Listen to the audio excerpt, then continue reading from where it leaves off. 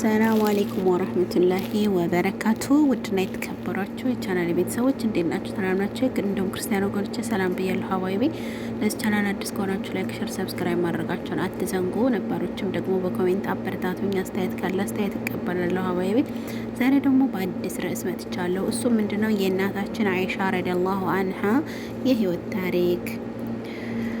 በኢስላም የመጀመሪያ የፍቅር መገለጫ ነብዩ ለአይሻ የነበራቸው ፍቅር ነው። ከስር መሰረቱ ኢስላምን ከንጹህ ምንጭና ከትክክለኛው አካባቢ የመረዳት ምሳሌ ናት።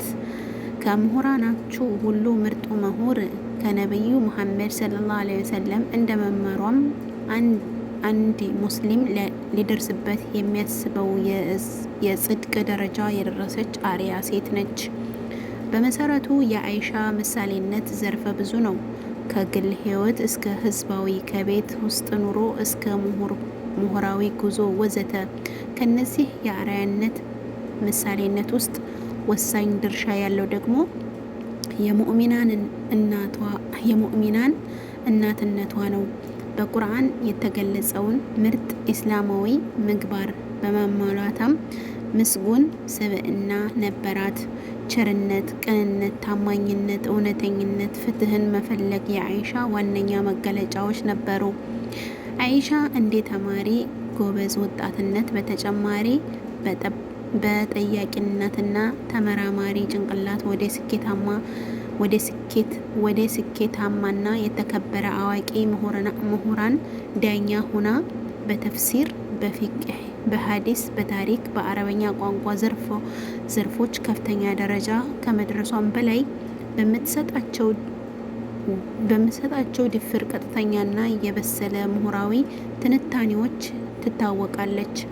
የአይሻ ለምታምንበት ነገር ሁሉ ደፋር፣ ግልጽና ቀጥተኛ መሆኗን ከፍተኝነት በአሁኑ ሰዓት በሙስሊሙ ዘንድ እንኳን ሴት ልጅ በጾታዋ ምክንያት ብቸኛ ከማህበረሰቡ የዕለት ተዕለት ህይወት የተገለሉትን ሙስሊም ሴቶች በማየት እንኳን ማረጋገጥ ይቻላል።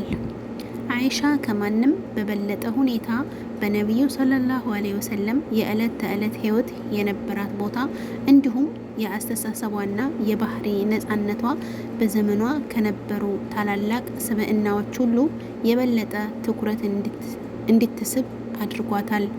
የአይሻ የኋላ ታሪክ። አይሻ ሙሉ ስሟ አይሻ ቢንት አቡበከር ሳዲቅ ቢሆንም አይሻ ቢንት ሳዲቅ በመባል በብዛት ትታወቃለች። ይበልጥ የምትታወቀው ግን አሰዲቃ ቢንት አሰዲቅ የእውነተኛው ልጅ በሚለው ነው። ነብዩም የእህቷን ልጅ አብደላህ ኢብን ዘይርን እጅግ በመንከባከቧ ምክንያት ኡሙ አብደላህ የአብደላህ እናት በሚል ቅጽል ስም ይጠሯት ነበር። ሁለቱም ወላጆቿ ኢስላምን ገና በጧቱ የተቀበሉ በመሆናቸው አስተዳደጓ በንጹህ ኢስላማዊ እንክብካቤ ውስጥ ነበር ማለት ይቻላል።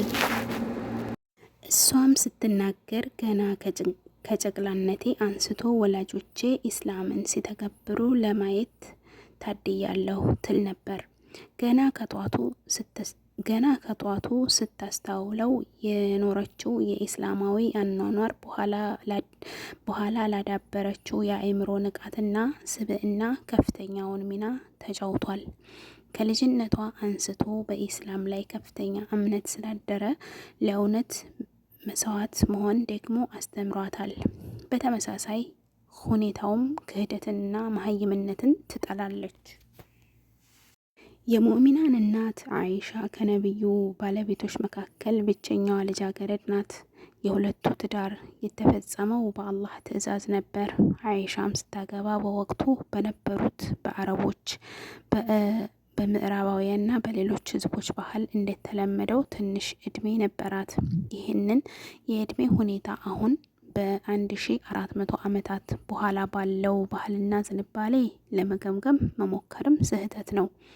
የነብዩ የትዳር ሁኔታ ከሳቸው ተልእኮ ተለይቶ ሊታይ አይቻልም። ተልእኮዎቹም የአረቦችን አንድነት መፍጠርና እውቀትንና ጥበባቸውን ለሰው ዘር ማስተላለፍ ናቸው። ካለፉትም ካሁኖቹም ምሁራን አስተያየት ማረጋገጥ እንደሚቻለው አይሻ ረዲየላሁ አንሃ በአስተዳደጓም ሆነ በተፈጥሮ ምርጥ የተባለች ምርጫ ነች። ይህን ተግባርም በወሳኝ እድሜዋ ከነቢዩ ጎን መኖር እየኖረችው በብቃት ፈጽመዋለች። አይሻ ለነቢዩ ሰለላሁ ዐለይሂ ወሰለም በነበራት ፍቅርና እርሳቸውም የግሏ ብቻ ለማድረግ ብላ ጽኑ ፍላጎት ምክንያት በሌሎች ሚስቶች ላይ ትቀና ነበር። ነቢዩም ይህንን ፍቅሯን ተመሳሳይ መጠን ያለው ፍቅር በመስጠት መልሰውላታል። የእሳቸው ፍቅር ለሰሃቦችም ምሳሌ ነበር። አነስ ረዲየላሁ አንሁ እንደዘገቡት በኢስላም የመጀመሪያው ፍቅር መገለጫ ነቢዩ ለአይሻ የነበራቸው ፍቅር ነው። ነቢዩ ለእሷ የነበራቸው ፍቅር ከአካላዊ ውበቷ ጋር የተሳሰረም አይደለም። ይልቅ አይሻ ከተሰጣት አምልካዊ ተልእኮን የነቢዩ ተግባር ቀጣይነት ከማረጋገጥ ጋር የተቆራኘ ነው።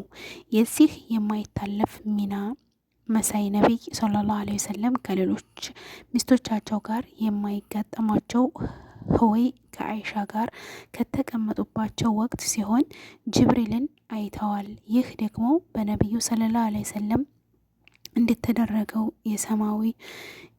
እንደተነገረው የሰማያዊ ክብር ስጦታ መገለጫ ነው። አይሻ ረዲየላሁ አንሃ የገጠሟት ፈተናዎች የነበራትን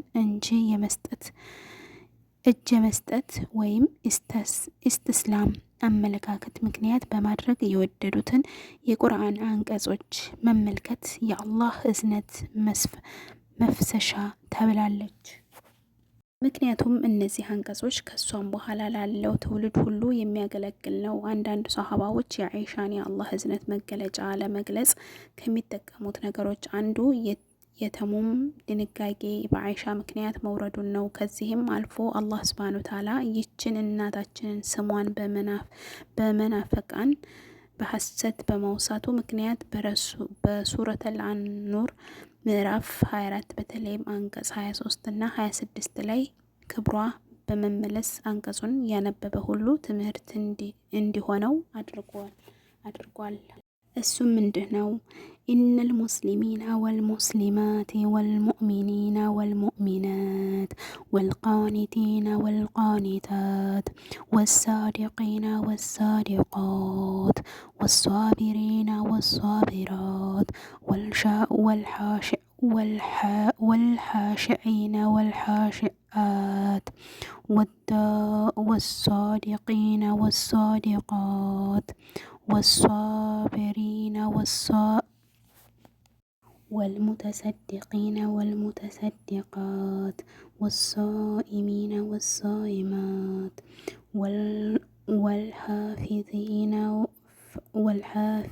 والحافظين فرجهم والحافظات والذكر الله كثيرا والذاكرات أعد الله لهم مغفرة وأجرهم عظيم። ይህን ይመስል ነበረ።